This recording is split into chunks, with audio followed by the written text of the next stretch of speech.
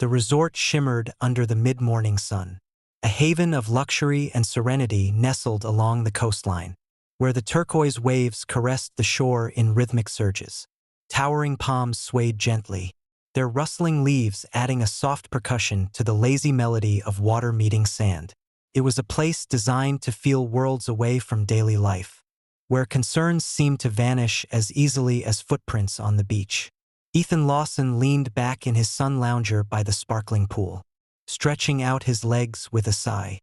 His usually taut shoulders softened as he sank into the plush cushion, the scent of sunscreen and salty air mingling around him.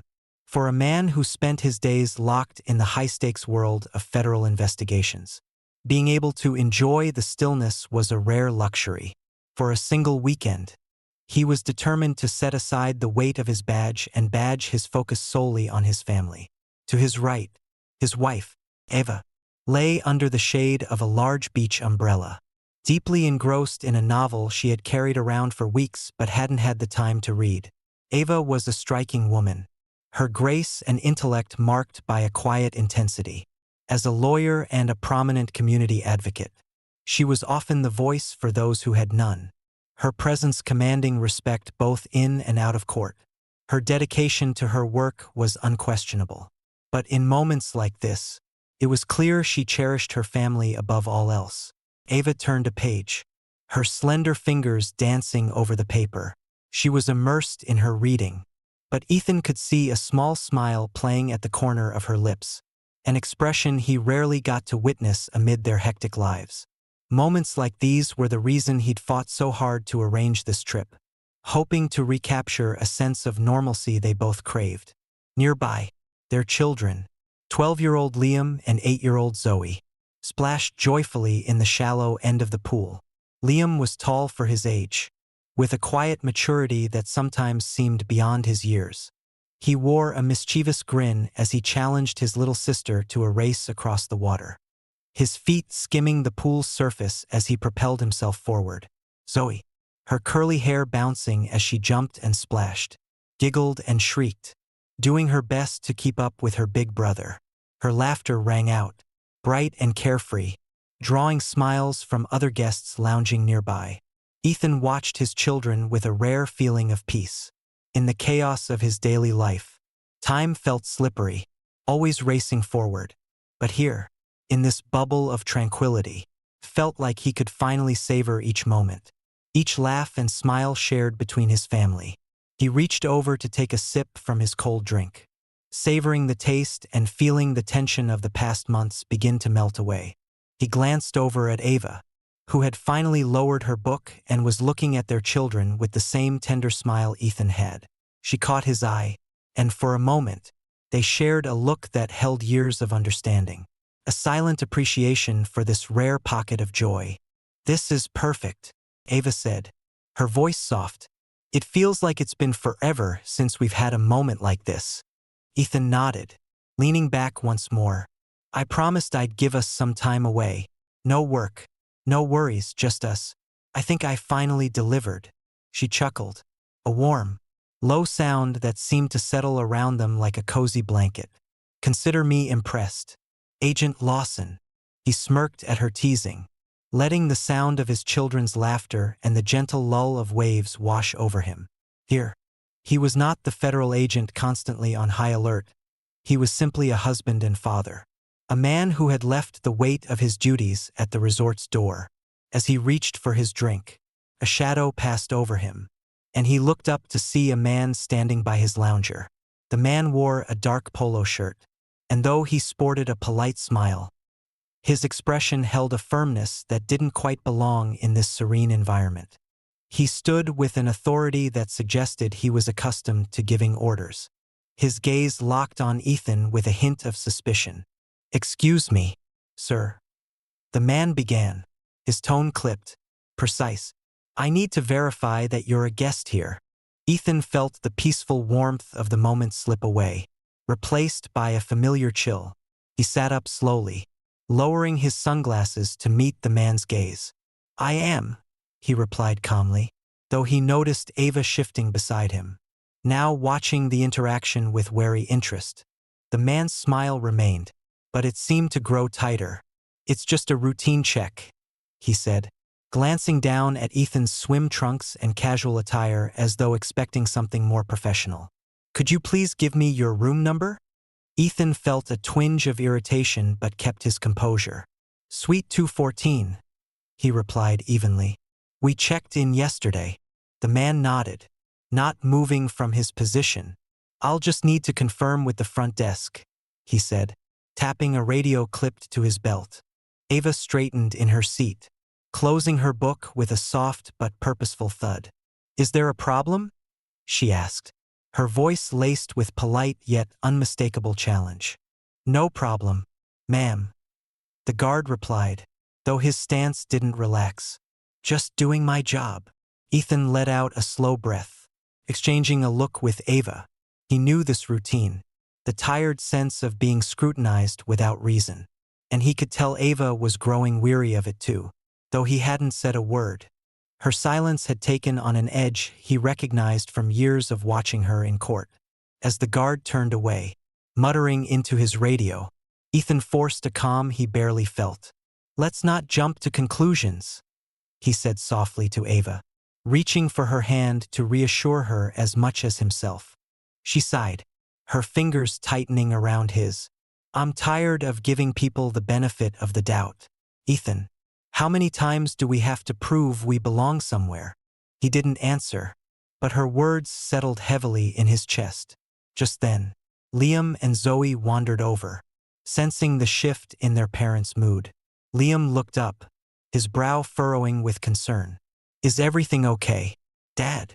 Ethan forced a smile. "Everything's fine, buddy. Go on back and enjoy the pool." But as he watched his children run back to the water, he couldn't shake the feeling that this perfect afternoon was slipping away. He glanced at Ava, catching the steely look in her eyes, and knew that whatever happened next, they would face it together. For now, though, the warmth of the sun felt dimmer, a heaviness hanging over them like an unwelcome shadow. The sun still hung bright and high, casting golden light over the shimmering pool. But for Ethan and Ava, the carefree ease of the afternoon had been replaced by a sense of tension. Ethan tried to shake it off, reassuring himself that it was just a misunderstanding, a minor disruption to what had been an otherwise perfect day. But the guard's suspicious tone lingered in his mind, eroding his sense of calm. Ava settled back in her seat, but she wasn't relaxed. Her gaze stayed fixed on the spot where the guard had walked off, her jaw set in a firm line. Ethan knew that look. It was the one she wore when she was ready for a fight, the same determined expression she used in court when facing down a particularly hostile opposing counsel. Her fingers drummed lightly on the armrest, her body poised, as if waiting for the next wave of conflict to arrive. "He'll be back," she muttered, more to herself than to him, her tone laced with a knowing edge. "Maybe he's just being thorough," Ethan suggested, his voice quiet, though he knew Ava wasn't buying it. He didn't quite believe it himself, but he wasn't ready to let the day turn sour. Ava's eyes flicked to him, her expression skeptical. "Thorough?" She shook her head. "He didn't approach anyone else, just us. We're the only people here he decided to question." Her gaze swept over the pool deck, taking in the other guests relaxing without interruption, some even throwing a curious glance in their direction. Ethan couldn't argue with that, but he remained silent, unwilling to feed her frustration. They'd been through moments like this before, too many times. If he was honest, he felt the familiar knot of anger building in his chest, the weariness of having to prove themselves over and over again. But he forced himself to keep his voice calm. "Let's just see what happens," he said, reaching for her hand in an attempt to ease the tension. "Maybe it'll be nothing." She didn't respond, but he felt her fingers tighten around his, a silent acknowledgement of both her frustration and the solidarity between them. He hoped it would be enough to keep things from escalating. A few minutes passed, but the sense of calm didn't return. Ethan tried to focus on his kids, watching as Liam and Zoe chased each other across the pool, their laughter rising over the gentle hum of conversation around them. For their sake, He wanted this day to stay perfect, untainted by anything else. But soon, the sound of approaching footsteps shattered the fragile peace. He looked up to see the guard returning, accompanied by two more security personnel. One was a younger man with a buzz cut, his stance already defensive as if anticipating resistance. The other was older, his expression less hostile but no less resolute. Ethan felt his jaw tighten, the familiar feeling of defensiveness creeping in. But he forced himself to remain composed. "Sir," the original guard said, his voice carrying a note of authority that hadn't been there before. "I'm going to have to ask you to step away from the pool area until we can verify your reservation." Ethan didn't move from his seat, keeping his tone steady. "I already told you," he said, his voice even but firm. "We're staying in Suite 214. You can confirm that with the front desk." The guard's polite mask began to slip, replaced by something sharper, more forceful. Before he could respond, the younger guard with the buzz cut crossed his arms, his eyes narrowing as he looked at Ethan. "We've had some issues with non-guests sneaking in," he said bluntly, as if this somehow justified the scrutiny. "It's nothing personal." Ethan could feel Ava bristling beside him, her posture rigid as she locked eyes with the younger guard. "Doesn't feel that way," she said sharply. Her voice had an edge to it, the kind of pointed calm she used in the courtroom. "We've done nothing wrong, and you're harassing us in front of our children." The older guard shifted uncomfortably, clearly taken aback by her directness. But the younger one didn't back down. Instead, he stepped closer, his posture shifting into something almost confrontational. "Ma'am, we're just following protocol." The younger guard insisted, his gaze not leaving Ava's face. Ethan took a deep breath, resisting the urge to stand. He could feel the tension radiating from Ava, and he knew that her patience was wearing thin. The guard's dismissive tone was like gasoline on a smoldering fire, and he worried that if things continued, Ava's temper would ignite. He placed a hand on her arm, hoping it would signal to her to stay calm. But Ava's eyes flashed, and she didn't move. "Your protocol shouldn't involve harassing paying guests," she replied, her voice low but firm. The guard's eyes darted between them, clearly unsure of how to proceed. Ethan could see the glances exchanged between the three security personnel, a flicker of uncertainty in their expressions as they realized this wasn't going to go as smoothly as they'd hoped. "Please, just give us a moment while we confirm your reservation," the original guard said, his tone shifting back to something more controlled. But Ethan noticed the stiffness in his posture, the lingering suspicion that hadn't eased since their first interaction. As the guard turned to speak into his radio again, Ethan felt a wave of frustration wash over him, the familiar bitterness of being questioned in a place where they had every right to be.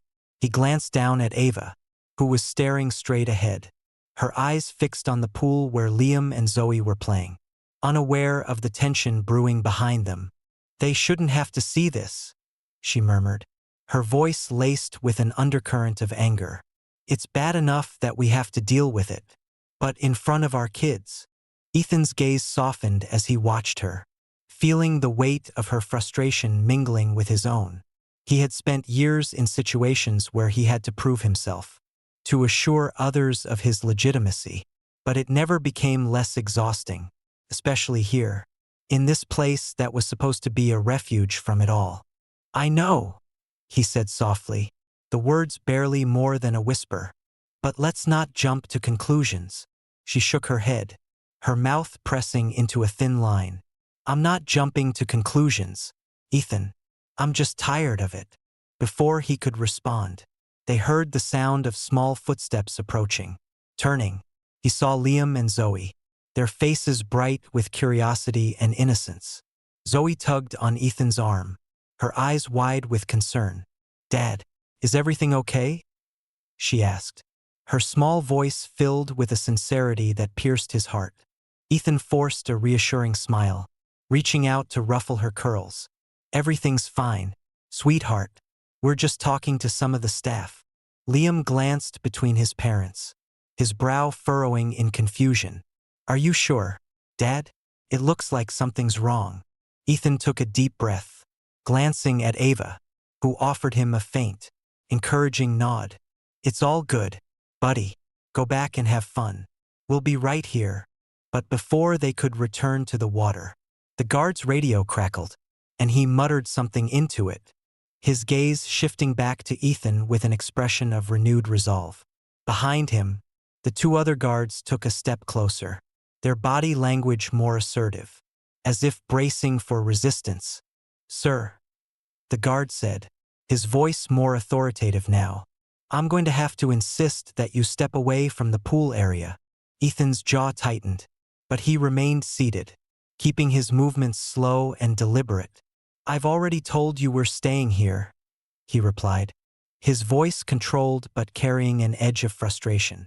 You're welcome to confirm it with the front desk.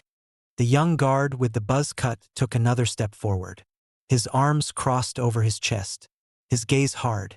We need you to comply with our instructions, he said, the words leaving no room for debate. Ava shot to her feet, her posture protective as she placed herself between Ethan and the guards. Enough, she said, her voice laced with a calm yet unmistakable fury.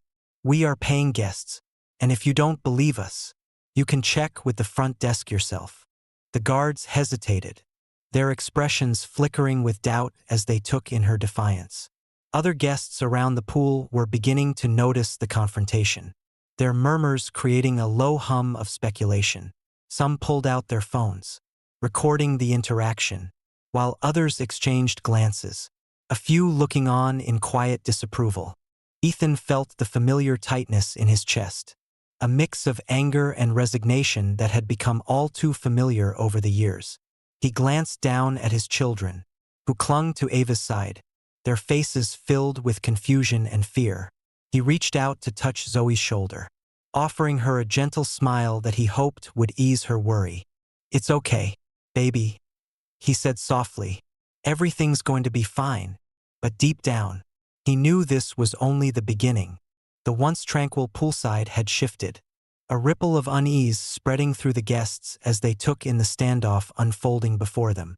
Where there had been laughter and the quiet hum of conversation, there was now a tense silence, interrupted only by the crackling of the guard's radio and the subtle murmur of onlookers.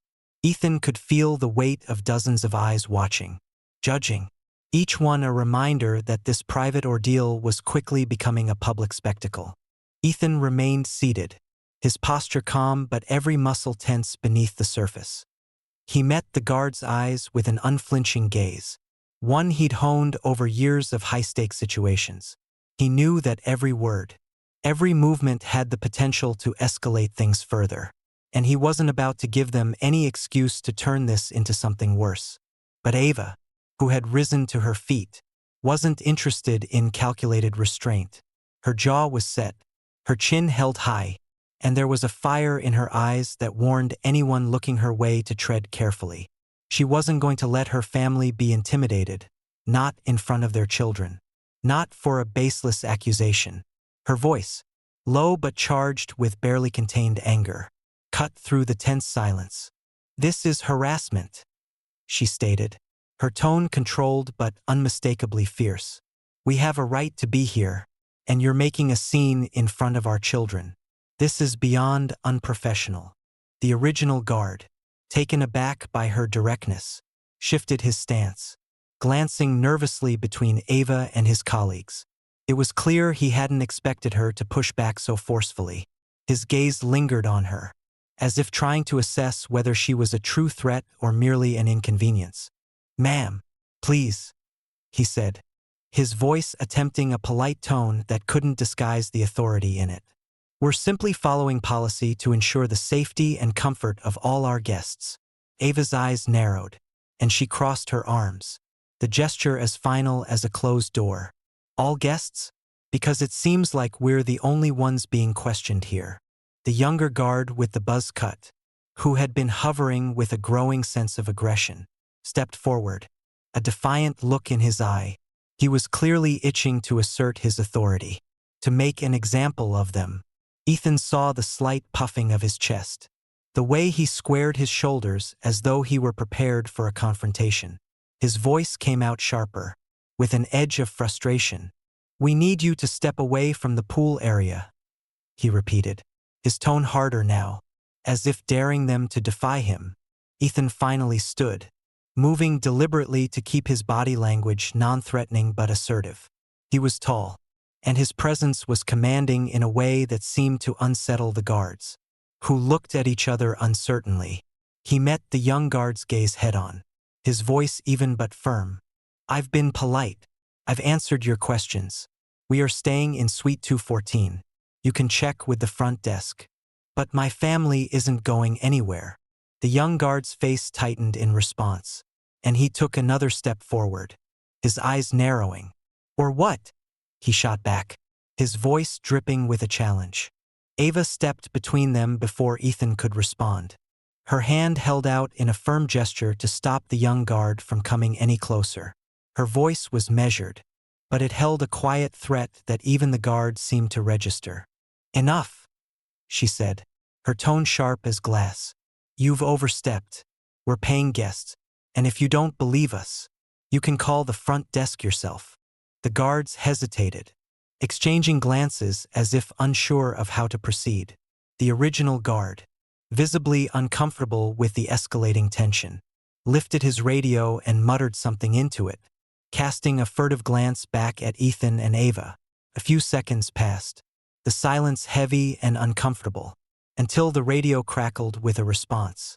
A flicker of doubt crossed the guard's face as he lowered the radio.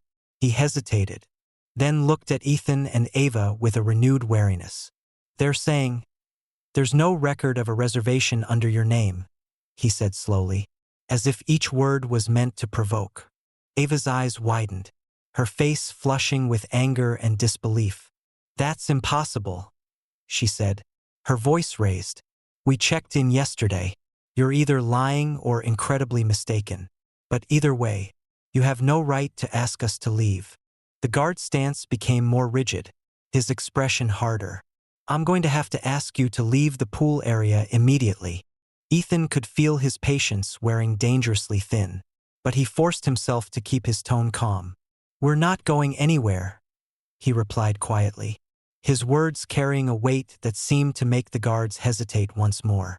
He glanced down at his children, who were clinging to Ava's side, their faces a mixture of confusion and fear. "Daddy!" Zoe's voice was small, trembling as she looked up at him, her wide eyes filling with uncertainty. Ethan knelt beside her, reaching out to brush a curl from her forehead, his voice soft and reassuring. "It's okay, baby. Everything's going to be fine. Just stay close to Mommy." But even as he spoke the words, he knew they weren't entirely true. The atmosphere had changed. The guests around them were no longer just curious, they were captivated, some even pulling out their phones to capture the exchange.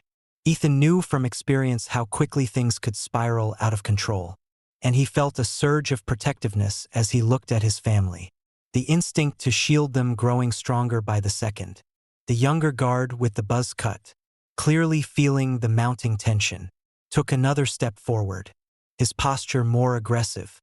His tone was louder now, as if to reclaim the authority he felt was slipping away.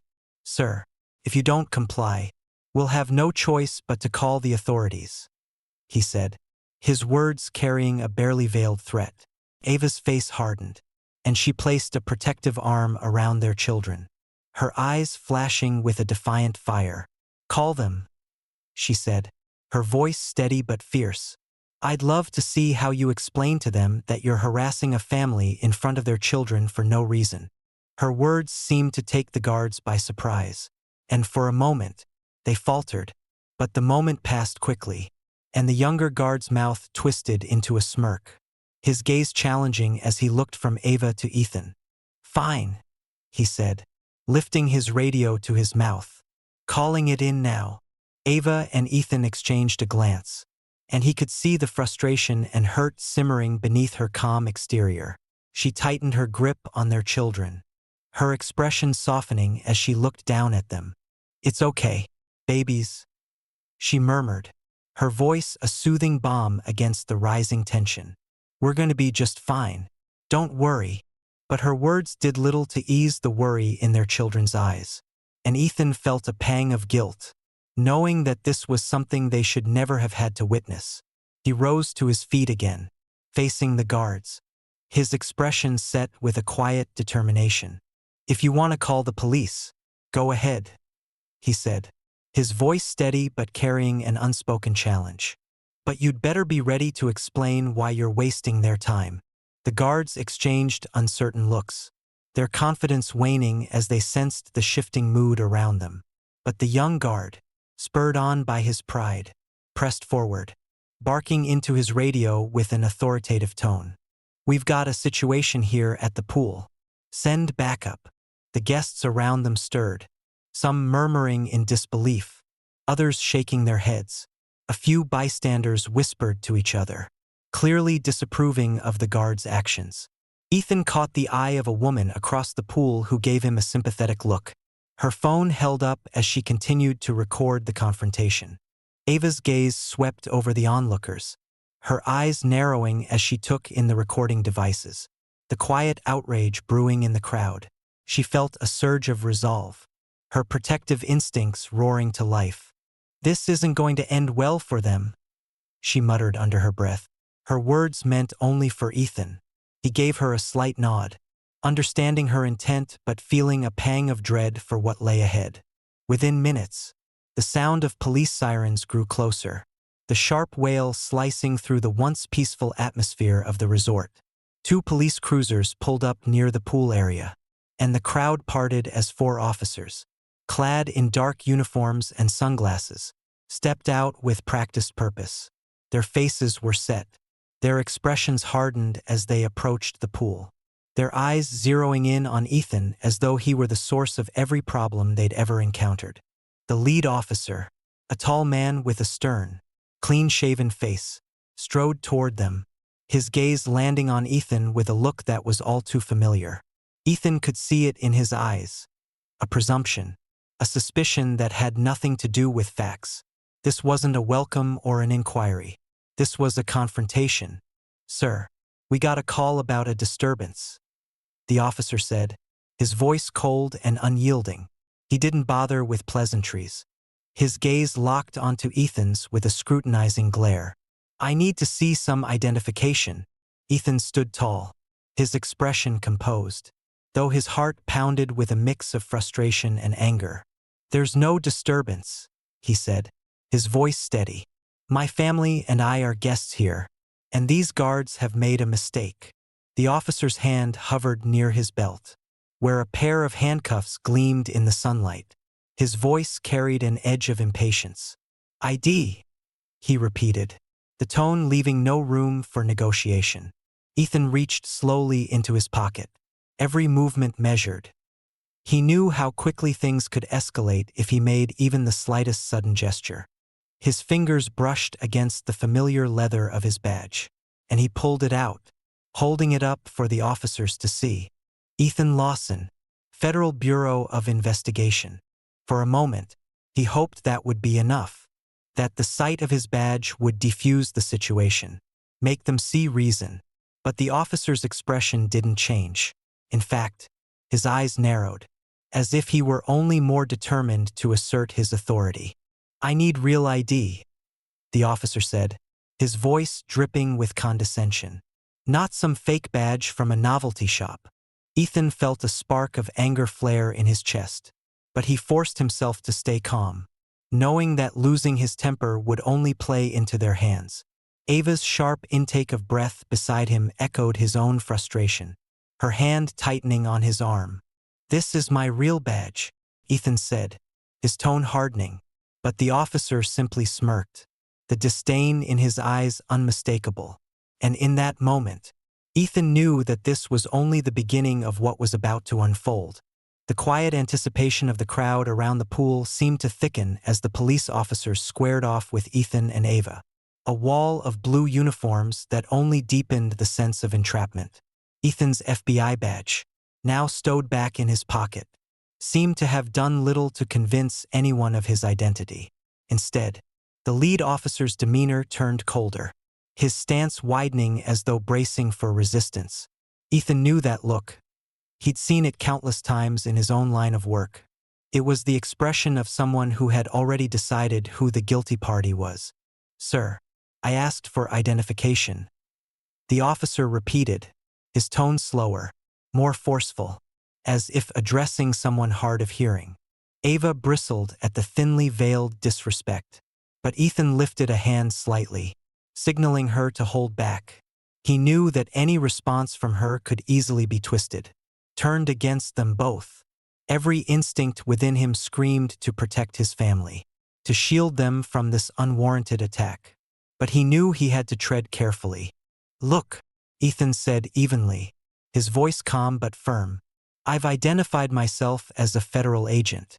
My family and I are guests here at this resort. This is all a misunderstanding." The officer's hand remained close to his belt, his fingers grazing the edge of his handcuffs. "Your federal agent story doesn't mean anything to me. We get people trying that all the time," he said, dismissing Ethan's words with a sneer. "Now, I'm going to give you one last chance to show me some real ID or else we'll do this the hard way." Ava's sharp intake of breath was audible, and Ethan could feel the weight of her gaze on him. A silent plea mixed with the frustration that had been simmering since the guards first approached them. Her eyes burned with a mix of anger and defiance, but she kept herself restrained, her arms wrapped protectively around their children, who were clinging to her side, their expressions a mixture of fear and confusion. Resigned, Ethan reached slowly into his wallet, pulling out his driver's license. Every movement was deliberate, his gaze steady on the lead officer, making sure there was no misinterpretation. He handed it over, the officer snatching it without a word and examining it with a skeptical eye. The seconds ticked by as the officer scrutinized the license, glancing from the photo to Ethan, as if searching for some flaw, some excuse to declare it fake. His silence stretched painfully, tension mounting with every passing moment. Ava, unable to contain her frustration any longer, took a step forward, her voice clear and unwavering. "That badge is real, and so is that license," she stated, her tone ringing with authority. "We've done nothing wrong, and this treatment is nothing short of harassment." The officer turned his attention to her, his face twisting with a condescending smirk.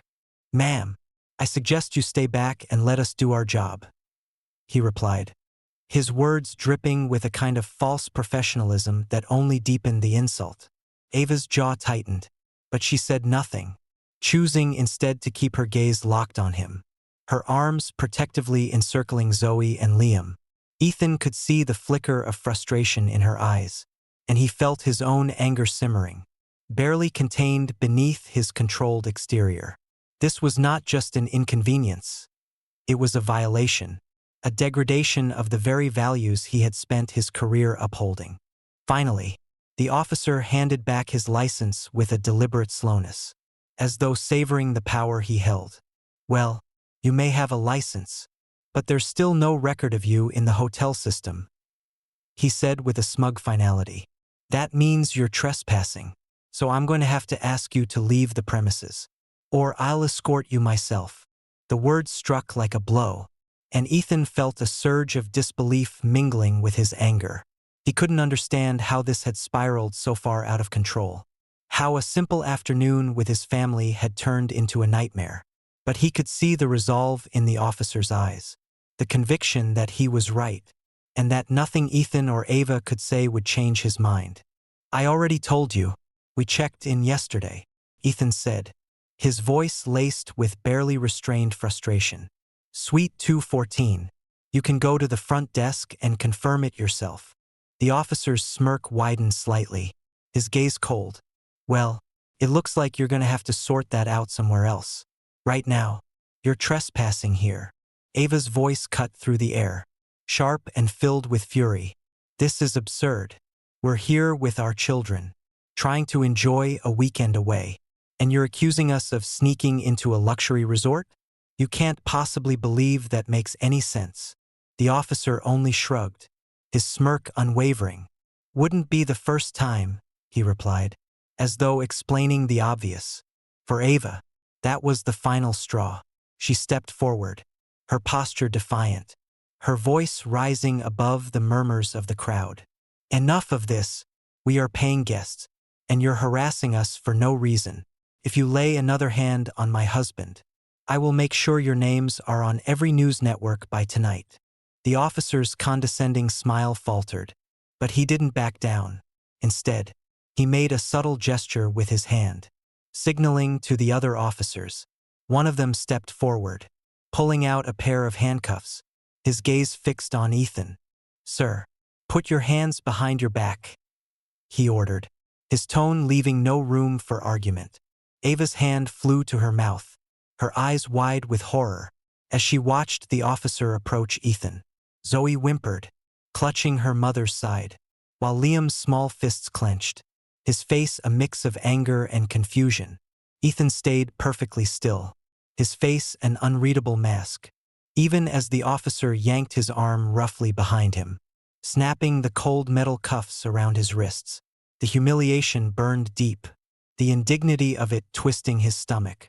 But he kept his gaze steady, refusing to give them the satisfaction of seeing him falter. Zoe let out a strangled sob, burying her face in Ava's side as the officer led Ethan forward, pushing him with an unnecessary force that made Ava's face flush with anger. "Daddy!" Zoe's voice cracked, her small body trembling with fear as she watched her father being treated like a criminal. Ethan looked over his shoulder, forcing a reassuring smile even as his heart ached at the sight of her distress. "It's okay, baby," he murmured, his voice soft but steady. "Everything's going to be fine." Ava, watching her children's anguish and Ethan's calm restraint, felt a fire ignite within her. She stepped forward, her voice low and dangerous. "You're going to regret this," she hissed at the lead officer, her tone holding a promise she intended to keep. The officer only sneered, his face a mask of disdain. "Is that a threat, ma'am?" Ava's eyes narrowed, her voice cutting through the air like a blade. "It's a promise."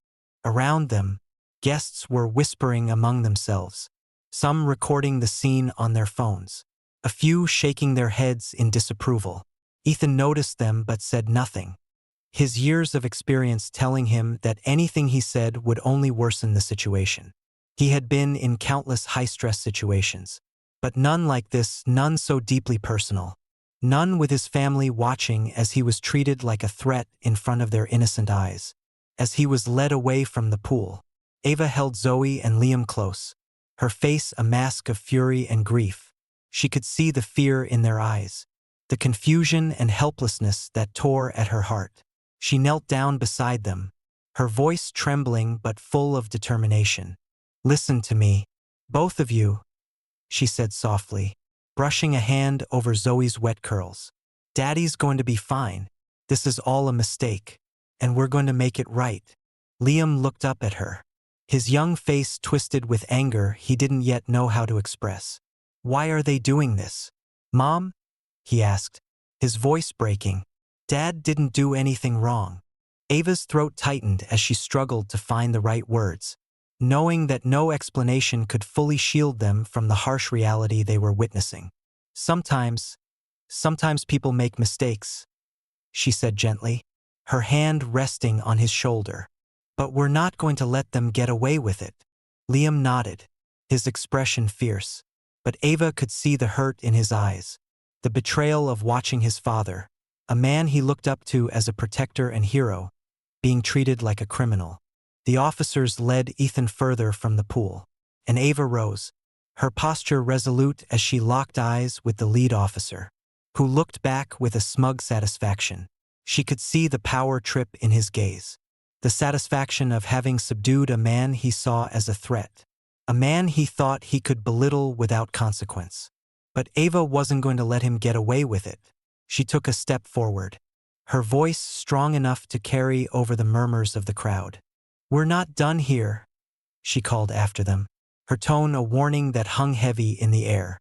"You'll answer for this, every single one of you." The officer glanced back, his smirk fading slightly as he caught the intensity of her gaze. the unspoken promise of consequences he hadn't anticipated. But he didn't respond, turning back toward Ethan and leading him toward the resort's exit. As the officers disappeared from sight, Ava turned back to her children, her face softening as she knelt beside them once more. She held them close, her voice gentle but firm as she reassured them, a steadying presence amid the chaos. "We're going to be okay," she whispered, more to herself than to them. "This isn't over. Not by a long shot." The walk from the pool area to the front entrance of the resort felt endless to Ethan, each step punctuated by the heavy silence of disbelief and anger. His wrists were bound behind him, the cold bite of the metal cuffs digging into his skin, a physical reminder of the indignity he was being forced to endure. He kept his face calm, his body language restrained, unwilling to let his captors see the storm brewing within him. The last thing he wanted was to give these officers any excuse to escalate their aggression. Ava and the children followed closely behind, her arms wrapped protectively around Zoe and Liam. She could feel their small hands gripping hers, their confusion and fear vibrating through every tense step. Ava's mind raced, turning over each detail of the encounter, her outrage simmering beneath her composed exterior. She wasn't only angry for herself or for Ethan. She was furious for her children, who were witnessing their father's humiliation at the hands of people who were supposed to uphold justice. Guests continued to stare, some openly pointing their phones at the family, recording every agonizing moment. Ava could hear the whispers, a mix of shock, sympathy, and disgust at the scene unfolding in this otherwise tranquil paradise. For the first time, she was glad they were recording. Part of her wanted this nightmare to be seen, to be shared, proof of the unfair treatment they were being subjected to. As they reached the hotel lobby, the familiar surroundings suddenly felt cold, sterile, and unwelcoming. The polished marble floors, which had seemed inviting upon their arrival, now felt harsh and judgmental under the bright overhead lights. The few staff members stationed nearby looked on, their expressions a mixture of discomfort and uncertainty as they took in the unusual sight of a family in such distress. Ethan stopped in the center of the lobby, his shoulders squared, his head held high despite the cuffs that bound him. Ava could see the resolve in his stance, the quiet strength that had always drawn her to him. Even in this moment of humiliation, he refused to be broken, and she felt a surge of pride mixed with sorrow. This was not a moment they should have to endure, and yet here they were, forced to confront the very injustices they had hoped to leave behind. The lead officer, who had remained silent during the march through the resort, finally turned to face Ethan, his expression a smug mask of authority. He pulled a small notepad from his pocket, flipping it open with an air of casual arrogance. "We're going to need some additional information," the officer said, his voice filled with an officious indifference that only stoked Ava's anger. "Once we verify everything, you'll be free to go, assuming, of course, everything checks out." Ava stepped forward, her voice sharp. "Free to go? After treating us like criminals in front of our children, in front of everyone?" Her tone was deadly calm, each word enunciated with a precision that warned the officer not to dismiss her easily. The officer barely glanced at her, his focus remaining on Ethan. "We're just doing our job." "Ma'am." "Your job?" Ava's voice rose slightly, her anger breaking through her controlled facade. "Your job is to protect, to uphold justice, not to humiliate and intimidate innocent people for no reason. My husband is a federal agent, and he identified himself to you multiple times." The officer's face darkened, his smugness fading as he met her gaze. "Ma'am, I'm going to need you to stand back and let us finish our process." Ava let out a humorless laugh, her disbelief evident. "Process? Your process has traumatized our children, made a mockery of justice, and turned our family's vacation into a public spectacle. How do you think this is going to end for you?" Zoe, her small hand clutching Ava's sleeve, looked up at her mother, her voice a trembling whisper. "Mommy, why are they doing this to Daddy?" Ava felt a pang in her chest, her heart breaking at the confusion and hurt in her daughter's voice. She knelt down beside Zoe, wrapping an arm around her shoulders, her voice soft yet steady.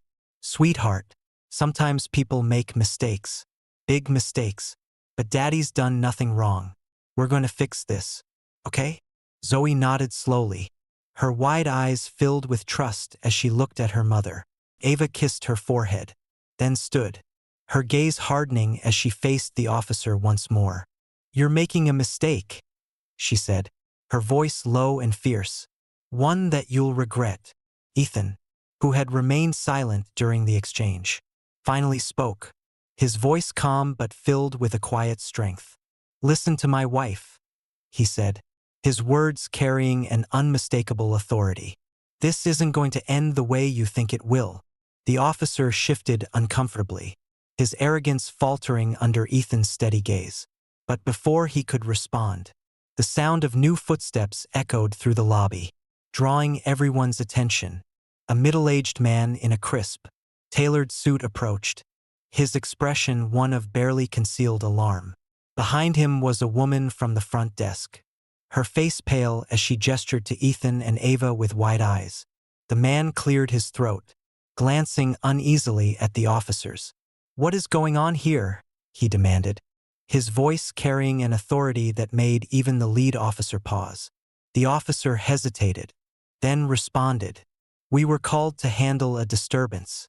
There was no record of their reservation, and we couldn't verify their identity." The man's eyes flashed with anger as he turned to the woman from the front desk. "Is this true?" The front desk attendant shook her head, clearly uncomfortable. "No, sir. I verified their reservation myself. They're in Suite 214. They checked in yesterday." A shocked silence settled over the group, and the officer's face reddened with embarrassment. He looked at Ethan, then at Ava, a flicker of doubt finally crossing his features.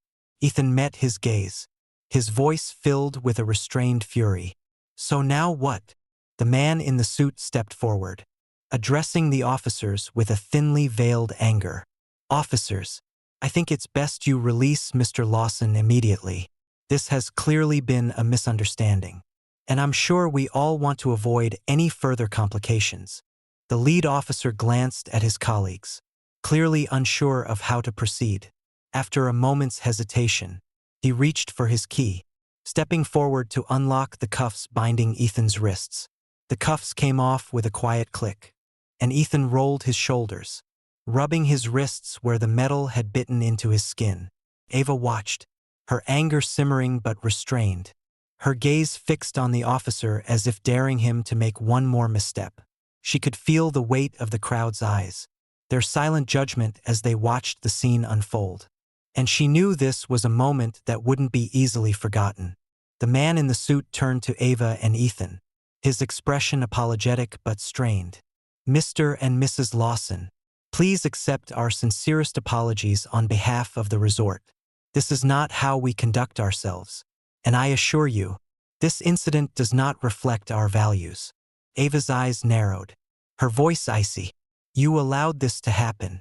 Your staff called the police on us without cause, and my husband was handcuffed in front of our children. Do you have any idea what kind of damage this has caused?" The man swallowed, nodding. I understand, ma'am. We'll of course offer a full refund for your stay and extend additional accommodations at no charge to make up for." Ava cut him off, her voice ringing with a fierce determination. "Do you think a free stay erases what just happened? Do you think it undoes the humiliation my husband endured, the trauma our children witnessed?" He faltered, looking down as he fumbled for words. "We'll ensure this is investigated thoroughly, and I'll personally see to it that every staff member involved undergoes additional training to prevent something like this from ever happening again." Ethan took a deep breath, his voice calm but carrying an undeniable weight. "That's not enough. You should consider the long-term consequences of what you allowed to happen here today." The officers stood awkwardly to the side, their postures defensive, knowing they had overstepped. The lead officer, who had initiated the arrest, finally broke his silence. his voice subdued. "Mr. Lawson, I apologize for the misunderstanding. We were just following protocol." Ethan turned to face him, his eyes cold. "Protocol doesn't excuse everything, officer. Protocol doesn't erase the trauma you've inflicted on my family. Don't make the mistake of thinking that an apology fixes this." Ava placed a hand on Ethan's arm. Sensing his frustration, she looked at the officer, her gaze hard. "You'll be hearing from us again. Count on it." The officer nodded, his face flushed with shame as he stepped back. Clearly eager to leave, the officers slowly retreated, their pride visibly bruised as they exited the lobby, casting uncertain glances at the guests who had recorded the entire incident. The man in the suit took a step back, his hands clasped nervously. "We truly are sorry, Mr. and Mrs. Lawson.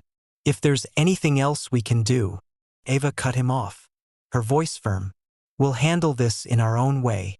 Just make sure you understand the gravity of what you allowed to happen here." With that, she turned to Ethan, who placed a steadying hand on her shoulder. They walked past the stunned staff and toward the elevators, their children following close, eyes wide and shaken. As the elevator doors closed, Ava felt the tension finally begin to ease, but the anger still simmered beneath the surface. Inside the elevator, she met Ethan's gaze, the weight of the day heavy between them. She knew this wasn't over, not by a long shot, and as the elevator ascended, she resolved that their voices would be heard, and those responsible would answer for everything they'd done. As the elevator doors closed, sealing them off from the gawking eyes of the lobby, a thick silence settled between Ava and Ethan.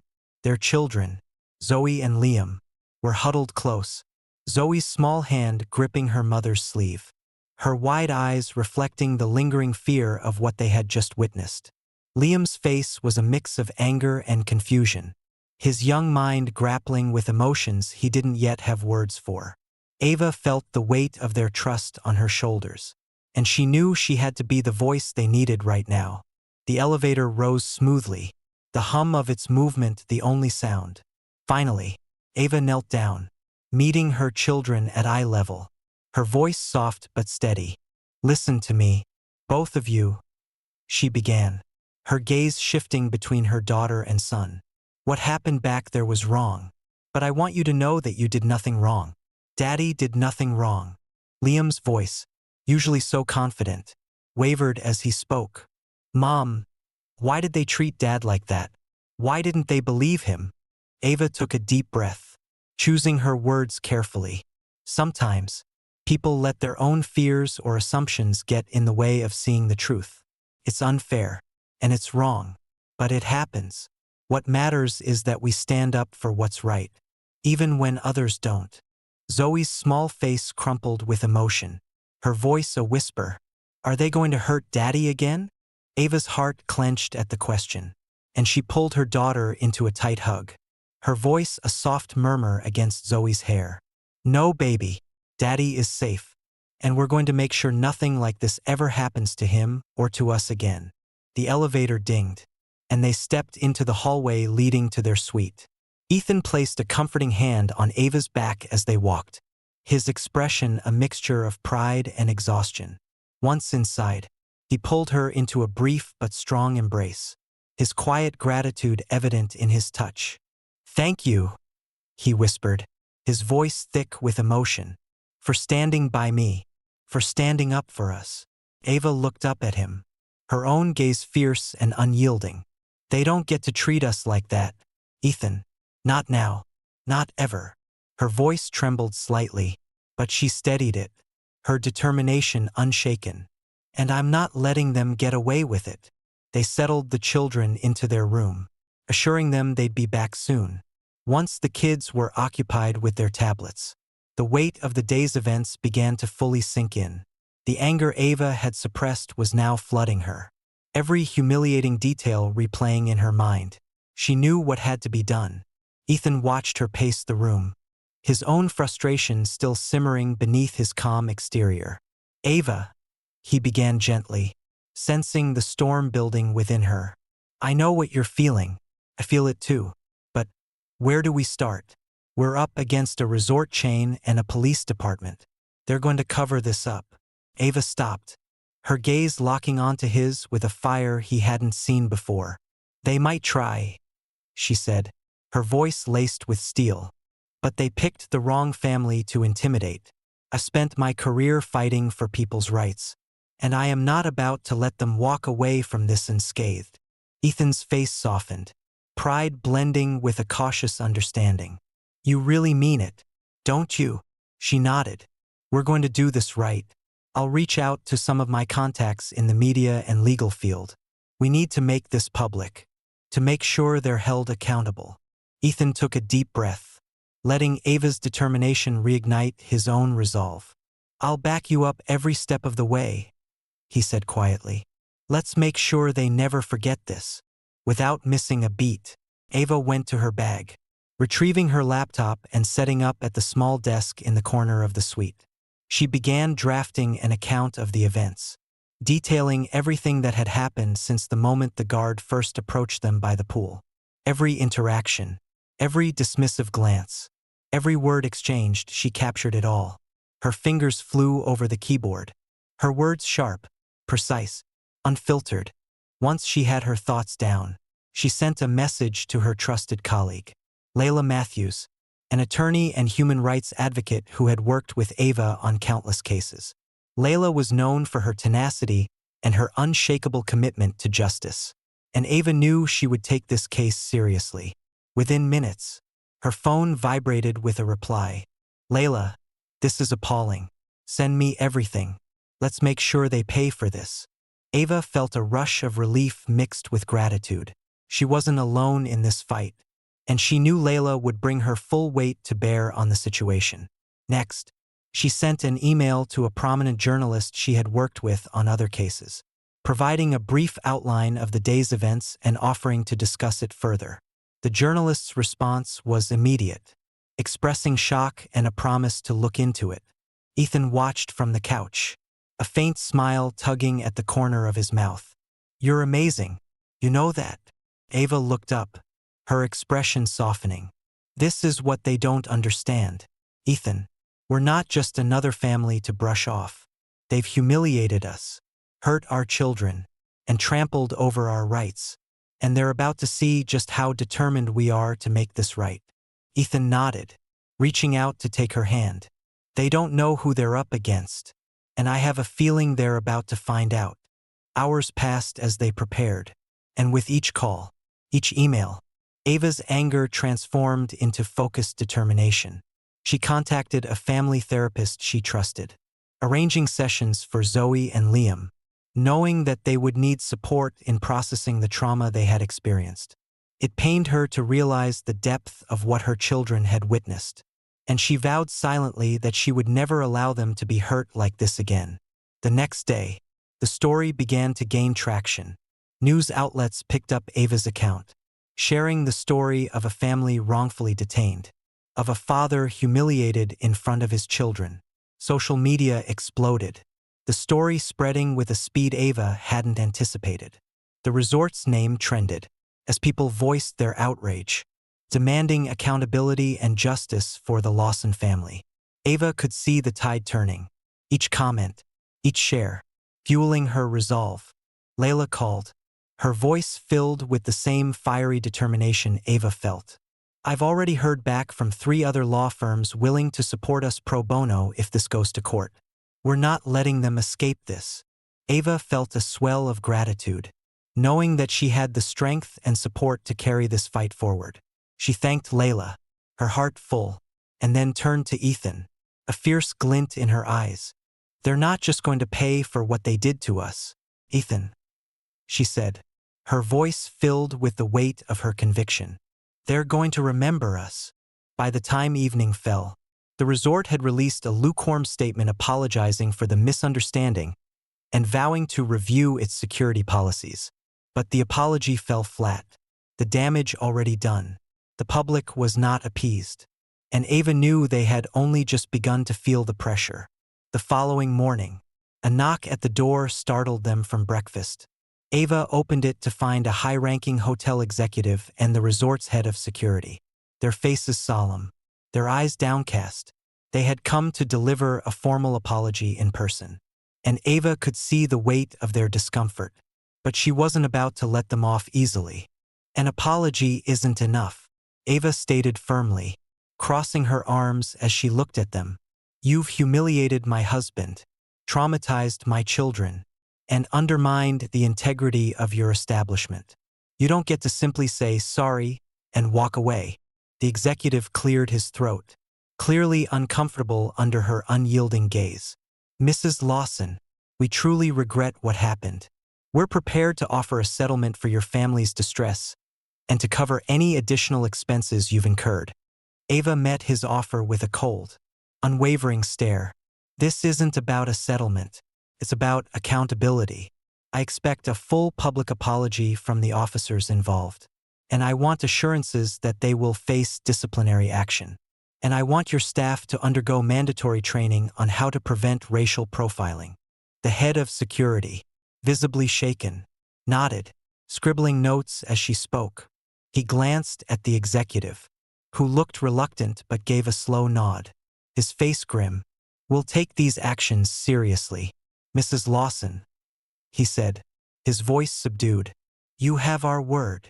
Ava held his gaze for a long moment, letting her silence emphasize her resolve. Make sure you do, she finally said, her tone leaving no room for doubt. After the hotel representatives left, Ethan wrapped his arms around her, a smile of pride lighting up his face. You did it, Ava.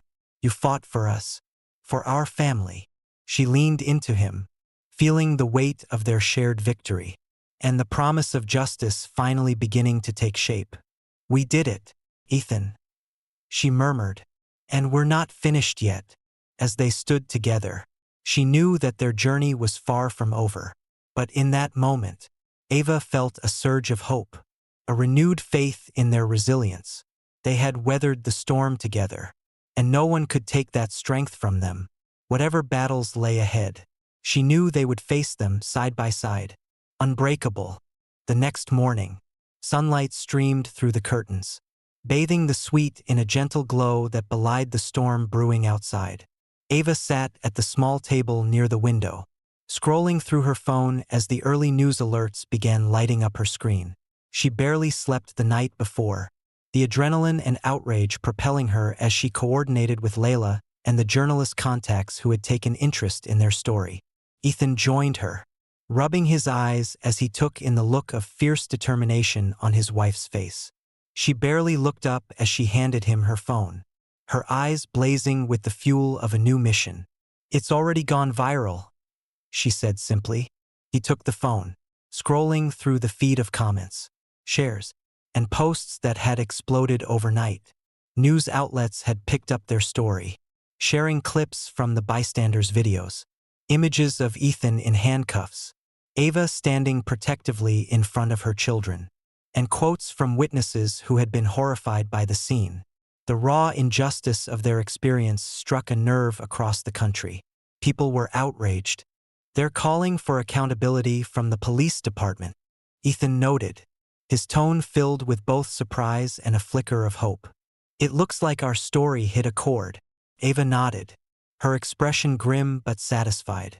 This isn't just about us, Ethan. People see themselves in this story. It's not just one family's nightmare. It's something so many people have been through, and they're tired of it. Her phone buzzed with yet another alert, and she saw a message from the journalist she had reached out to earlier. He was requesting an exclusive interview with them, a chance to tell their story in full. Ava read through the message, her mind racing with the possibilities.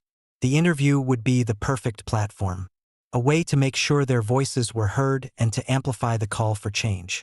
Ethan's brow furrowed slightly as he caught sight of her expression. Are you sure about this? An interview is, well, it's a lot. It's one thing to fight back in private, but once it's out there, there's no going back. She looked up at him, her gaze steady. This story is already out there, and I'm not letting them twist it. If we speak up, maybe it'll be a wake-up call to everyone watching. If we don't, then they might turn this around on us, make it look like we're the problem. like we were in the wrong. Ethan took her hand, nodding slowly. "All right," he said, his voice filled with quiet resolve. "Let's tell them everything." Within hours, Ava had arranged for the interview. The reporter, Scott Hansen, was known for his investigative work and for holding powerful institutions accountable. He arrived that afternoon with a small crew, their cameras and microphones discreetly set up in the suite's living area. Scott greeted Ava and Ethan with a firm handshake, his demeanor respectful but focused. "Thank you both for agreeing to speak with me," he said, his gaze sincere. "I know this can't be easy, but I promise I'll do everything I can to make sure your story is told accurately." Ava nodded, her grip firm as she shook his hand. "Thank you for being here. We just want people to know what really happened." They settled into the chairs arranged in the living room, and Scott wasted no time in getting to the heart of the matter. He started with the simple, open question, "Can you tell us what happened that day? In your own words." Ava took a deep breath, glancing at Ethan before she began. She recounted every detail, from the first moments by the pool to the guards questioning their presence, the escalation with the police, and finally, the moment Ethan was handcuffed in front of their children. She spoke with a calm intensity, her voice unwavering as she recounted the humiliation and the pain, her anger kept in check but evident in her every word. Ethan, who usually preferred to remain composed and private, opened up as well. He described the frustration of not being believed, the humiliation of being handcuffed as his children watched, the helplessness of knowing that any wrong move could escalate the situation further. His voice was calm, but the underlying hurt was unmistakable. Scott listened intently, his expression serious as he took in every word. "And how have your children been coping with this?" he asked gently, his gaze softening. Ava glanced toward the adjoining room where Zoe and Liam were quietly playing. "They're shaken," she said, her voice faltering slightly for the first time. "They saw things no child should have to see, and they're old enough to understand what happened, but young enough that they can't fully process it. We're doing everything we can to support them, but it's not something that goes away easily." Scott nodded sympathetically, and after a brief pause, he leaned forward. "What would you like to see happen as a result of this?" Ava's eyes flashed with determination, and she didn't hesitate. "Accountability," she replied firmly. "The officers and the hotel staff who were involved in this need to be held accountable. We're not just looking for an apology, they need to address the biases and the policies that allowed this to happen. This isn't an isolated incident, Scott. It's part of a bigger problem.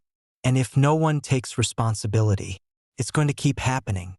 Ethan nodded, his voice steady as he added, "This isn't just about us. We don't want anyone else to go through what we went through. There needs to be change, real, tangible change." As they concluded the interview, Scott turned off the recorder, his expression thoughtful. "Thank you for your bravery in sharing this," he said sincerely. "I'll make sure your story is told with the integrity it deserves." Once the crew left, Ava and Ethan sat in silence, the weight of their words lingering in the air.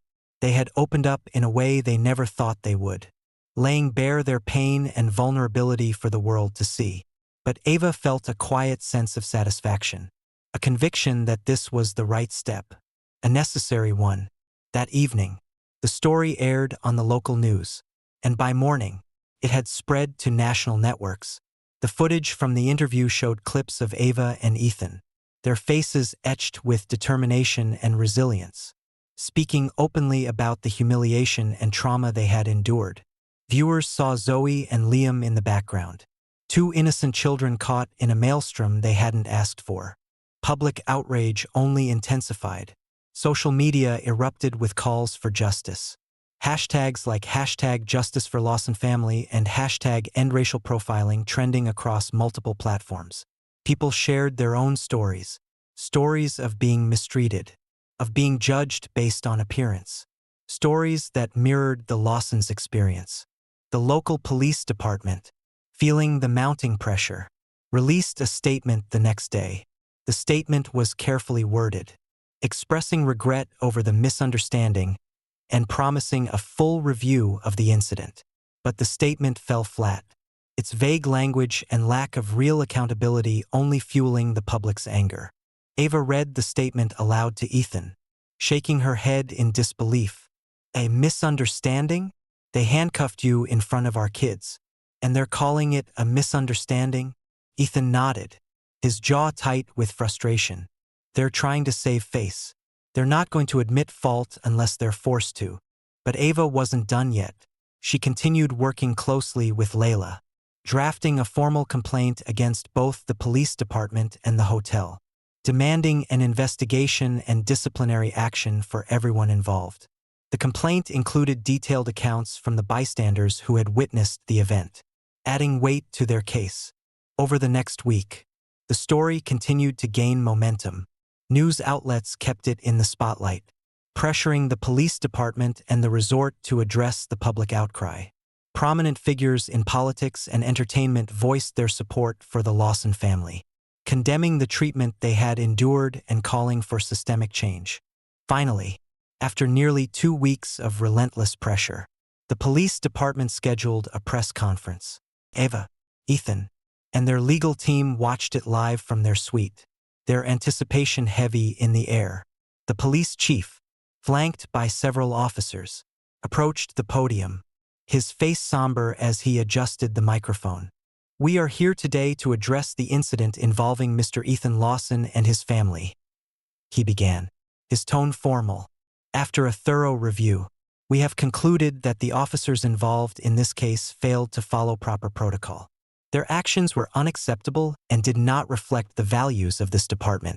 We are committed to ensuring that such an incident does not happen again.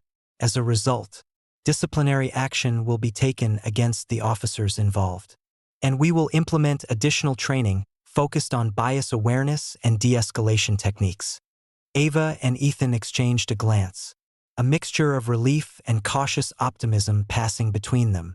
It wasn't a complete victory, but it was a step, a public acknowledgement that they hadn't been wrong, that their experience mattered. The police chief continued, "We offer our sincerest apologies to Mr. Lawson, his wife, and their children. We failed them, and we will work to regain the trust of our community." Ava took a deep breath, feeling a weight lift from her shoulders. It wasn't perfect, but it was a beginning, a step toward justice, a step toward change. Later that evening, as they prepared to return home, Ava looked at her husband, a small smile touching her lips. "We did it," she said softly. "We didn't let them silence us." Ethan wrapped his arms around her, pulling her close. "We did, and this will be remembered. Ava, what we did here is going to make a difference." They stood together, holding each other as the sun dipped below the horizon, casting a golden glow over the resort. They had come here seeking peace and had found something far different. But now, as they faced the future, they knew they had fought for their family, for justice, and for the chance to make a change that would echo far beyond that one day by the pool. And that, in the end, was worth it all. Days after the press conference, the air had shifted, and Ava could feel the weight of their struggle lifting, replaced by a quiet but firm sense of purpose. Public support had rallied around them, and while the police department's apology marked a victory, Ava knew it was only part of what was needed. Accountability wasn't complete with words alone. It required action. Sitting across from her in their living room, Ethan watched as she pored over notes and legal documents, her focus unwavering. The kids were finally asleep after days of upheaval, and for the first time in what felt like forever, they had a moment of calm. Yet Ava's mind was still racing, her heart still set on seeing this battle through. "Are you sure you want to keep pushing?" Ethan asked gently, though he already knew the answer. Ava looked up, her eyes bright with determination. "Ethan, the press conference was a start, but it's not enough. The officers involved need more than disciplinary action. They need a record that reflects their misconduct. And the resort staff? They can't keep hiding behind vague apologies and policies." Ethan leaned forward, resting his hand over hers. I'm with you, Ava. Whatever it takes. This is bigger than us. And if we can make it count, let's do it. The next day, Ava reached out to her lawyer and longtime friend, Layla Matthews. Together, they drafted a formal complaint and prepared a lawsuit against both the police department and the resort. They aimed not only for personal accountability but for systemic changes. Real policies that would prevent another family from facing what they had. Layla, ever the tenacious advocate, had suggested they push for mandatory training on racial bias and sensitivity for both the resort staff and local law enforcement. A demand that would force these institutions to acknowledge and address their failings. As they finalized the complaint, Layla explained their approach. We're going to demand transparency. I'll make sure they know this isn't about money or appeasement. It's about lasting change. The lawsuit was filed within days, and the story quickly made headlines again, rekindling the public's interest and support. News outlets reached out for statements, curious about the family's continued fight for justice. Ava and Ethan made a joint appearance on a popular morning talk show, calmly explaining their motives and goals. They spoke not just for themselves but for the countless families who had endured similar experiences without the resources to fight back. We're doing this, Ava said into the camera, her voice strong, because everyone deserves to be treated with respect, regardless of who they are or what they look like. We're doing this so no family has to fear being targeted for simply existing in a space they have every right to be. The impact of their words was immediate. Social media erupted in support, and petitions began circulating, demanding the police department and the resort enact real reforms. The public was more than ready to hold these institutions accountable. And Ava's story had become a rallying point for people across the country. Then, just a week after filing the lawsuit, Ava received a call from the resort's head of legal affairs. The woman, whose voice was calm but strained, requested a private meeting with Ava and Ethan, stating that the resort was open to discussing their demands in person. Ava and Ethan exchanged a look, understanding that this was a move the resort hoped would settle the case quietly. The meeting was scheduled for the following afternoon at the resort, where it had all started. When they arrived, Ava couldn't help but feel a flood of emotions, memories of that terrible day crashing over her. But she held her head high, her determination unwavering as they walked into the resort's executive conference room. The resort's head of legal affairs, a composed woman named Valerie Drake, greeted them, accompanied by the resort's general manager and a representative from their public relations team. Valerie gestured for them to sit, and Ava and Ethan took their seats, their expressions resolute. Mr. and Mrs. Lawson, Valerie began, her tone formal yet conciliatory. Thank you for meeting with us. First and foremost, we want to reiterate our deepest apologies for what you experienced here. The resort takes full responsibility for the actions of our staff, and we're committed to making things right. Ava nodded, her gaze steady.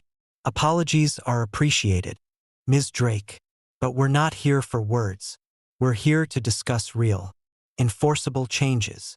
Valerie hesitated, glancing at her colleagues, then nodded. We understand that completely. We've reviewed your complaint thoroughly, and we're prepared to meet your demands for anti-bias training for all staff members. We're also open to setting up a program that would foster a more inclusive environment for all our guests. Ava leaned forward, her voice calm but unyielding. We're also expecting accountability for the staff members involved. Ms. Drake, we need assurances that they will face consequences. The general manager, visibly uncomfortable, cleared his throat. The employees involved have been reprimanded and will be undergoing a comprehensive review process. Additionally, we'll be implementing a new protocol for guest interactions to ensure no one else is put through what you and your family experienced. Ethan spoke up, his tone unwavering. And the security guards who escalated the situation? The ones who called the police without cause? Are they being held accountable? Valerie's expression remained composed, but there was a slight hesitation before she replied. Yes, they will be held accountable. We've already started a full review of our security protocols. and those involved will face appropriate disciplinary actions. Ava exchanged a quick look with Ethan, reading the resolve in his eyes. She knew this was as much as they could push for in this meeting. But she wasn't done yet. "And we want it documented," Ava said firmly, her voice leaving no room for negotiation. "These changes, this training, the accountability measures, they need to be documented and accessible for public review. Otherwise, we have no guarantee that any of this will actually happen." Valerie blinked, her calm facade slipping for a moment as she absorbed Ava's demand. But she recovered quickly, giving a slight nod. "Understood. We can make those records available as part of a transparency initiative. We'll publish updates on our progress with the changes and training." Satisfied, Ava allowed herself a small nod. "Thank you. I think that's a step in the right direction." The resort representatives appeared visibly relieved, and they concluded the meeting with a written agreement outlining the steps the resort would take. As Ava and Ethan left, Ava felt a sense of pride and satisfaction. They had come to this place in search of rest, and while that peace had been shattered, they had reclaimed their power by demanding justice. A week later, they attended a second meeting, this time with the police department, where the internal affairs team had been instructed to review the incident. The police chief, looking weary and solemn, met them with a formality that signaled his awareness of the department's mistakes. "Mr. and Mrs. Lawson," he began, his voice somber, "we owe you a sincere apology for the treatment you endured. Our officers acted improperly, and after careful review, we've decided that the officers directly involved will be suspended and required to complete bias training." Ava didn't let the chief's words soften her. "I appreciate your apology, Chief, but this can't be the end of it. We want full disclosure of the disciplinary measures, and we want the department to commit to regular, publicly accessible updates on training initiatives. This isn't just about us. It's about the entire community." The chief gave a small, respectful nod. "I understand, Mrs. Lawson. We'll make these changes visible and hold ourselves to a higher standard. You have my word." As they left the police station, Ava took Ethan's hand, a quiet victory settling over them. They had fought hard. Their voices had been heard, and real change was underway. For once, the weight of anger and hurt began to ease, replaced by a growing sense of hope. Over the following months, Ava and Ethan kept a close eye on the commitments made by the resort and the police department. True to their word, both institutions began implementing changes, publicly posting updates on the new training programs and transparency measures they had promised. Ava and Ethan were even invited to participate in a community forum where they could share their story and discuss their experience, helping others understand the power of standing up for justice. Their lives slowly returned to normal, but they carried with them a renewed purpose. They knew the fight for fairness and equality wasn't over, but they had proven that voices, when united, could push back against prejudice and complacency. One evening, months after their ordeal, Ava sat with Ethan on their back porch, watching the sun set in a blaze of colors across the sky. The world was calm again, but they had changed. They were stronger, more resilient, and more determined to stand for what was right, not just for themselves, but for everyone who deserved dignity and respect. "I'm proud of us," Ava said softly, leaning against Ethan's shoulder. "We took our stand, and we made a difference." Ethan wrapped his arm around her, pressing a kiss to her forehead. "We did, and no one will ever forget it."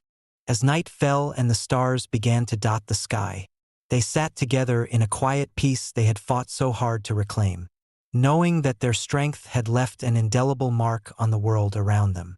Months had passed since Ava and Ethan Lawson's battle for justice had brought accountability to the resort and the police department. The media buzz had died down, and the cameras had moved on to other stories. But for the Lawson family, the experience lingered, shaping how they saw the world and each other. Ava was in the kitchen one morning, the warm sunlight streaming through the windows, filling the room with a soft, golden glow. She brewed her coffee, watching the familiar routine of her children getting ready for school. Zoe, bright-eyed and cheerful, chattered about her upcoming art project, while Liam spoke earnestly about his plans to join the school debate team, a newfound passion he had developed since seeing his parents stand up for their. As she listened, Ava felt a quiet pride swell in her chest. Despite everything they'd been through, her children had emerged with a stronger sense of resilience. They'd been shaken, yes, but they had also learned something important about standing up for what's right, about the power of their voices, even the yo. Ethan entered the kitchen, a warm smile on his face as he pulled Ava into a gentle embrace. "They're really something, aren't they?" he murmured. Watching Zoe and Liam, there was a hint of wonder in his tone, a recognition of the strength his children had gained in the wake of their families. Ava nodded, her eyes softening as she looked at her husband. "They've grown so much," she replied, her voice tinged with both pride and a lingering sadness. "I just hate that they had to see what they did, but I'm grateful that it taught them to believe in tea." Ethan's hand rested on hers, giving it a comforting squeeze. "And that's because of you, Ava.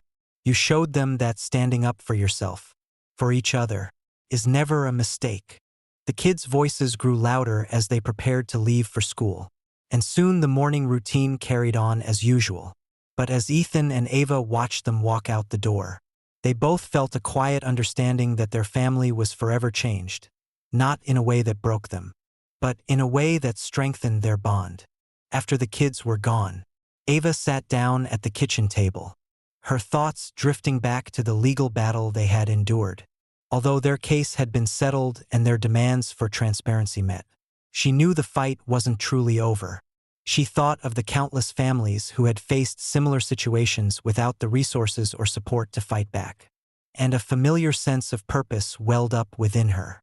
She glanced at Ethan, who had settled into his chair across from her, sipping his coffee thoughtfully. "I don't think I can just let this go," she said, voicing the feeling that had been growing within her since the case ended. "I keep thinking about all the people who don't have the chance we did to speak out, to demand change. It's not right." Ethan met her gaze, understanding immediately. "You're thinking about continuing the work," he said, a gentle note of admiration in his voice.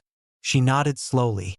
"I want to create something, a foundation, maybe that advocates for families like ours, for people who don't have the resources to take on a whole system. I know it won't be easy, but I feel like it's something I have to do."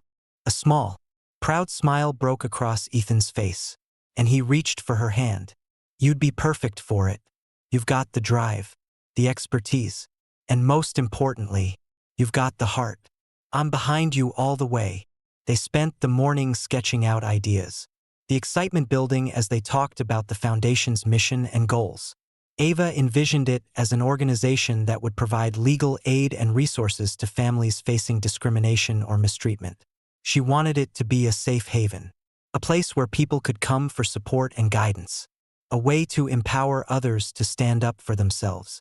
Over the next few weeks, Ava's vision took shape. She reached out to Layla Matthews, her longtime friend and legal ally, who was thrilled to join her in building the foundation. Together, they crafted a mission statement, built a board of trusted advocates and lawyers, and laid the groundwork for what would become the Lawson Justice Initiative. The foundation's announcement garnered attention quickly. News outlets covered the launch, recognizing Ava and Ethan's journey as the catalyst for the project. Support poured in from people across the country, some who had followed their story and others who shared their own tales of injustice. Donations flowed in. Volunteers reached out, and within months, the Lawson Justice Initiative had a team of dedicated professionals ready to take on cases that would have otherwise gone unheard. One afternoon, as Ava was working in the new office space they had rented for the foundation, her assistant knocked on the door. "Ava, there's a family here to see you," she said, a note of urgency in her voice. "They heard about what you're doing, and they need help." Ava stood, her heart skipping a beat as she made her way to the small waiting area. There, she saw a woman and her teenage son. both looking exhausted but resolute. Their expressions filled with the same fear and hope Ava remembered feeling herself. The woman introduced herself as Sarah, explaining that her son, James, had been wrongfully detained by the police after a case of mistaken identity. They had been fighting for justice, but the legal fees had drained their savings, and they were struggling to keep up. Sarah's voice shook as she described the toll it had taken on her son, the humiliation and trauma he had endured. Ava felt a rush of empathy and determination as she listened to Sarah's story. "You're not alone in this," she said gently, reaching out to place a reassuring hand on Sarah's arm. "We're here to help you fight this. I know exactly what you're going through, and we'll do everything we can to make sure you and James get the justice you deserve." As Ava walked Sarah and James through the initial steps, explaining how the foundation would support them, she felt a deep sense of fulfillment. This was what she had fought for, what she and Ethan had sacrificed so much to achieve. They had turned their own pain into a source of strength for others, creating a legacy that would continue to push for fairness and equality. When Ava returned home that evening, exhausted but filled with a sense of purpose, Ethan greeted her with a warm hug. "How was your day?" he asked, his voice gentle. She smiled, leaning into his embrace. "Incredible," she replied, her eyes shining. "We met a family today, people who have been through so much, but they're still standing. And now we're standing with them." Ethan's eyes softened as he looked at her, pride evident in his gaze. "You've turned something painful into something powerful, Ava. I don't think I've ever been prouder of you." Ava leaned her head against his shoulder, a deep sense of gratitude filling her. "We did this together," she murmured. "None of this would have been possible without you." Over the following months, the foundation grew, taking on more cases, building a reputation as a place of hope and strength for those in need. Ava and Ethan worked tirelessly, finding balance in their roles as parents, advocates, and each other's steadfast supporters. They had faced a storm and emerged stronger, and they were using that strength to fight for others who still faced the storm alone. One evening, they held a small fundraiser for the foundation at a community center, inviting people from all walks of life who shared their commitment to justice. Ava stood at the front of the room, her heart swelling as she looked out at the faces of those who had come to support them. Ethan stood by her side, his presence steady and reassuring. When it was her turn to speak, Ava took a deep breath, the words coming to her with a clarity she hadn't expected. "When my family and I stood up against injustice, we didn't know how things would end," she began, her voice steady and filled with conviction.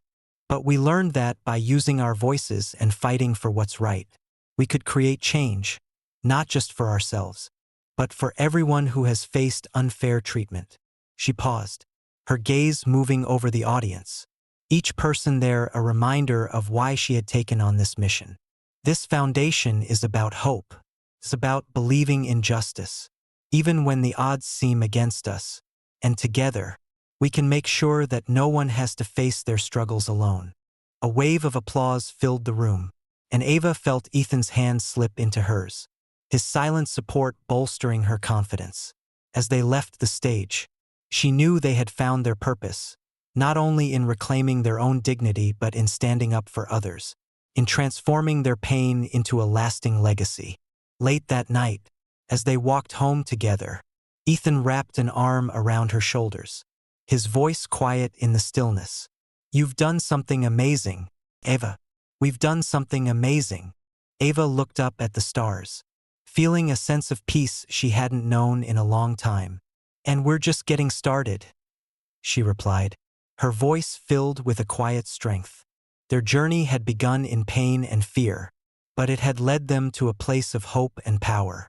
Together, they had created something lasting, something that would stand for others long after their own story faded. And as they walked together beneath the night sky, Ava knew that this was only the beginning of what they could accomplish together. A year had passed since the launch of the Lawson Justice Initiative, and life for Ava and Ethan had settled into a new rhythm, one marked by purpose and peace. Their days were filled with work at the foundation, and their evenings with family dinners, laughter, and moments of quiet reflection. Although they had become public figures in their own right, advocates of change and symbols of resilience, their lives had found a gentle, fulfilling pace. One autumn morning, Ava stood on the front steps of their foundation's new building, a modest but warm space with large windows and a plaque by the door reading Lawson Justice Initiative. Advocating for change, she ran her fingers over the words, her heart swelling with pride. Today was the grand opening of their official headquarters, and friends, supporters, and clients had all gathered to celebrate this next chapter. Inside, the office bustled with energy. Staff members were setting up tables and arranging chairs, excitedly preparing for the event. Volunteers were arranging snacks and refreshments, while some of the children of past clients played in a designated area. Filling the space with laughter and light-hearted joy, Ava greeted each person who walked through the doors, shaking hands and exchanging warm smiles. Ethan was by her side, looking around with a quiet, contented smile. "Look at all these people," he murmured, his voice filled with wonder. "They're here because of what you started, Ava, because of your vision." Ava turned to him, a smile spreading across her face. "Our vision," she corrected, placing a hand on his arm. "I couldn't have done this without you." Before long, Layla Matthews arrived, her face lighting up as she took in the scene. She embraced Ava tightly, her voice filled with pride. "Can you believe it? Just look at what you've built." Ava laughed, hugging her friend back. "It feels surreal," she admitted, "but seeing all these people here today makes it real." Layla beamed, then turned to Ethan with a grin. "And you, Ethan, are you ready to give that big speech?" Ethan raised an eyebrow, laughing lightly. "I think that honor belongs to my better half," he replied, glancing fondly at Ava. The crowd soon gathered in the main hall, all eyes on Ava as she took her place at the front of the room. The air was charged with anticipation and admiration, and as Ava looked out at the sea of faces, clients, advocates, friends, and supporters, she felt the weight of the journey they had taken, the pain that had transformed into purpose, the fear that had given way to strength. She took a deep breath, her voice steady as she began. "When my family and I went through a difficult time, we faced moments that shook us to our core," she said, her gaze meeting each person in the room. "But from that darkness, we found a light, a calling to stand up not only for ourselves but for everyone who has ever felt voiceless or powerless." She paused, a warm smile breaking across her face. The Lawson Justice Initiative began as a response to a single injustice. But today, it's a movement. It's a place where people come not only for help but for hope, for support, and for the belief that they are not alone. The room filled with applause, a ripple of encouragement and respect passing through the crowd. Ethan watched her, his heart swelling with pride. As Ava continued, "Our mission is clear, to create a world where fairness and dignity are not privileges, but rights, to be a voice for the voiceless, to empower those who've been silenced. This isn't just about one family's experience. It's about every single person who has faced injustice and fought to be heard." Ava's voice softened as she spoke, her gaze turning to the families who had gathered in support. "I want each of you to know that you're part of this journey, each of you who has shared your story, who has come forward to stand for change. You are the heart of this initiative." Another wave of applause filled the room, and Ava felt tears prick at the corners of her eyes. She steadied herself, looking over at Ethan, who nodded encouragingly. "And we're only getting started," she finished, her voice ringing with conviction. "Together, we'll continue this work, fight this fight, and make sure that justice and dignity are within reach for everyone." The crowd erupted into applause, and Ava felt a deep sense of fulfillment as she stepped down, shaking hands and exchanging hugs with friends and supporters. As she moved through the room, she was approached by families they had helped, individuals whose lives had been touched by the Foundation's work. Each story they shared was a testament to the impact they had made, the lives they had changed. Later that afternoon, when the crowd had dispersed and only a few close friends remained, Ava took a moment to sit with Ethan in one of the quiet corners of the building. Sunlight streamed through the windows, casting a warm glow over the room as they sat in comfortable silence, reflecting on the journey that had brought them here. Ethan broke the silence, his voice gentle. "Did you ever think we'd be here, Ava? After everything we went through?" Ava shook her head, a soft smile playing on her lips. "No, I never imagined this. But now that we're here, it feels right. Like this was what we were meant to do." Ethan took her hand, his gaze filled with a mixture of admiration and gratitude. "I'm proud of you, Ava. You've turned something painful into something powerful. Something that's helping so many people." She looked at him, a quiet happiness settling in her heart. "And I'm proud of us.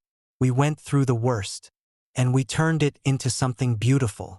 Ava's phone buzzed, and she saw a message from Sarah, one of their first clients, who had come to the foundation seeking help for her son. The message was simple but heartfelt. "Thank you for everything. You've given us hope we never thought we'd find again." Ava showed the message to Ethan, who smiled, his eyes shining with emotion. "That's why we did this," he said softly. They stood together, looking out at the new beginnings that lay before them. Ava felt a renewed sense of purpose, knowing that their journey had led them to a place where they could make a difference, where they could stand as beacons of hope for those who needed it most. As evening fell and they prepared to head home, Ava looked back at the building, her heart swelling with pride and gratitude. She had no doubt that the Lawson Justice Initiative would continue to grow, to inspire, to fight for change. And as she and Ethan walked hand in hand under the fading light, she felt a peace she hadn't known in a long time, a peace built not on forgetting the past, but on transforming it into something that would stand strong, enduring, and impactful. Their story had started with pain, but it had ended with purpose. And as they moved forward together, Ava knew that their journey was far from over. The world had heard their voice, and now, it was time for them to keep lifting others up. One story, one family, one act of justice at a time.